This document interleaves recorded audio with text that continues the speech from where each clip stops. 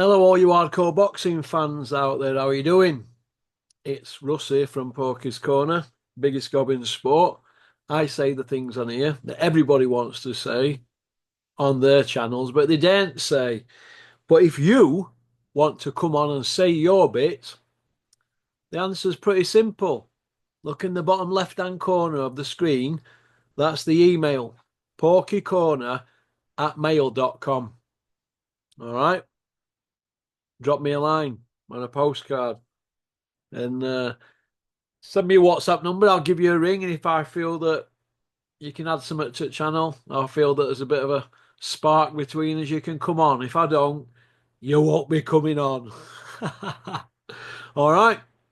What do you think to my Paul Smith, aka Jim Royal, action figure? Eh? Oh my God.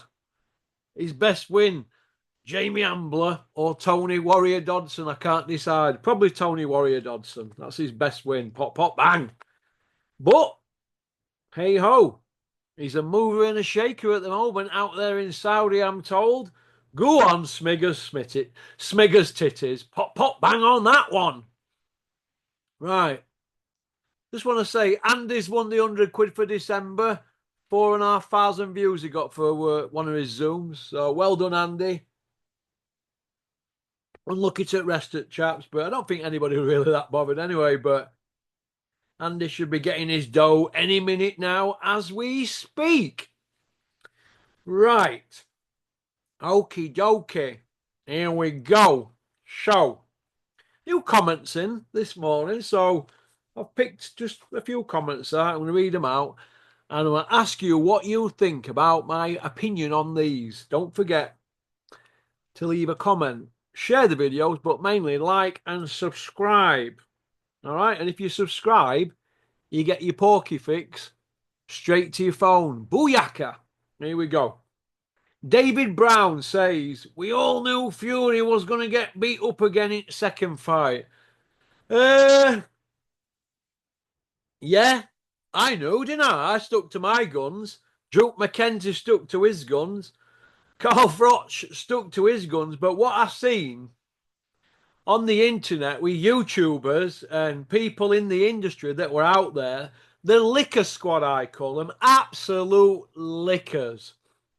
The ones that were out there that were bumping into Team Fury and everybody around them, old Horsecock and the rest of them, they were all torn, weren't they? Everybody tried to make out. Oh, I'm torn. It's such a tight, close fight. So what happens is when they say that, if you get pulled by one of the fighters involved in the fight, a bit like Bombay Dave when he was saying he was torn between Froch and Groves at rematch. That meant if if Froch or Groves pulled him or any of the teams surrounding them fighters, he could see, well, it were that close, and I couldn't decide and all that. And that's why people do it. And have you noticed the backtracking after the fight? Oh, I need to watch it again, and depends what the judges are looking for and all that. Not one person out of that shower out there stuck to the guns. Horsecock with Team Usyk last 2 months, yeah? Gets out there and went Team Fury, didn't he? You know what I mean? Because he'd listened to absolute waffle. And I used to do that. But let me tell you this. I used to do that and then go change my bet. Right? At the bookies. Always go with your gut instinct. Always. Always go with your gut instinct. Bit like Paul Smith, who had him to beat Andre Ward. Oh, nobody did they really. Not even himself. He won't even take the weight off, would he? He didn't even back himself to beat him. So always go with a gut instinct. And when the TV people are coming out with things like, well, it only takes one punch. When they're saying that, it means back the other guy. All right, because when I remember Mr. Bean, Super Bean, Adam Smith coming out with, well, Paul Smith's got some pop in his punches. It only takes one punch. Listen, Andre Ward were whacked full on by the Cobra and didn't budge, did he really? He was stunned a few times, but he never went down, did he? So Paul Smith were never going to budge him. And that was this fight, really. Go with your gut instinct. But getting back to your question, David Brown, I went all the way for Usyk, and I stuck to my guns. A lot of people didn't, and shame on you people. Because what it boils down to basically is fear. Fear. All right. Second one, Ronnie says Wardley versus Anderson be a good move. Yep. Jared Anderson against Wardley's a good fight. It'll gauge where Fabio Wardley is, won't it, in his career? So yeah, I want to see Wardley getting the big fights now. He's come on leaps and bounds. I want to see him Phil Dillon White in me, aka Barry White. So it is what it is. Number 3, Big Nose Chris UK says Fabio Wardley. He's in a lot of chat today, Fabio. Fabio Wardley, and it's Big Freeze. 1 was my best fight of the year, Russ. Happy New Year, lad. That were actually my second best one, but for me, Usyk and Fury were the best one because of the technical abilities of both fighters. I mean, they were both at the top of the game, but Usyk bladdered him, didn't he, really? But yeah, that were a good fight. That fight were basically like a White Rhino, Johnny Fisher one, but that were a low-level ability one where they couldn't get out of the way, could they, really? We're like two guys going at it in Mont at Mexborough on a Saturday night, all Witherspoons, wasn't it? It is what it is. Down Mexico. Question 4. Benji Ambleton, is it? Or Campbellton. Max might get that red leather jacket one day. Pop, pop, bang. Max, if Max wants that red leather jacket of mine, he can come and get it anytime he wants. I think I've worn it about 4 times. Every time I've worn it, everybody said it looks cringe. But who am I to go on about clothes or what's cringe or not? But Max, if you want that red leather, come and get it. If not, I'll get away to the first person who comes for it. I need to make some room in my wardrobe. Number 5, Steve Bowner says Jerry is a superb analyst. Oh, Jerry.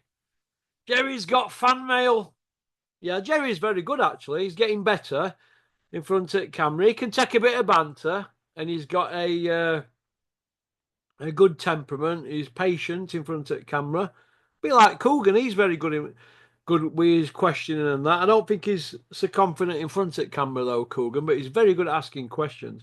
And Jerry, he's very good in front of the camera. He went at the beginning, he was a bit all over the place, but come on leaps and bounds, Jerry. So, yeah, I agree with you there, Steve. Number 6, from Buster, Frank Warren and Eddie Hearn have single-handedly fucked up heavyweight boxing. Well, we don't call him Frank Warren on here, and we don't call him Eddie Hearn. It's Bricktop or Eddie Hills. Hills. But yeah, I agree with you, Buster. They have messed it up a little bit, haven't they, really? Because nobody wants to put any heavyweight fights on in UK now, do they, really? Because all the heavyweights, they all want a bit of the Saudi action, even the lower level guys like Rhino and Elmer Fudd. And quite rightly so. Everybody's got to look after their families. Your career's a long time cut dead, isn't it? Once you get to mid-30s, isn't it? So, yeah. And Rhino's put his time in. He deserves paydays after how he were treated by Eddie Hills. Hills. So, but I'm sure that he's learnt from that and that he knows in his heart that Eddie Hills is nobody's friend. You know, all that. You're part of the Matchroom family, Dave, and all that. Well, he weren't when he come down to it, were it? So let's hope that Rhino's learnt his lesson. Number 7, Troy O'Brien says, if Crusher Ben grew up in my era, he would have accumulated loads of belts. Every time he opened his mouth, he is a muppet cheat who couldn't box eggs. Do you know what, Troy? You need to come on my channel, you, Troy. porkycorner@mail.com. That's the email, bottom left-hand corner. Email me your WhatsApp and let's get you on here, Troy. I'm sure you're a pundit in the making. Pop, pop, bang. But yeah, took the words right out of my mouth there, Troy. Number 8, Damien Mooney says, you meant to say Khan waited it out for Brooke, Porky. No, I think both of them did really, didn't they? Because Kell were taking fights against people that he knew he had no chance against, didn't he, really? Crawford. He was just treading water. he had that Safira fight or whatever he was called when he was trained by John Fuchs, Dennis's head coach at Dennis's gym.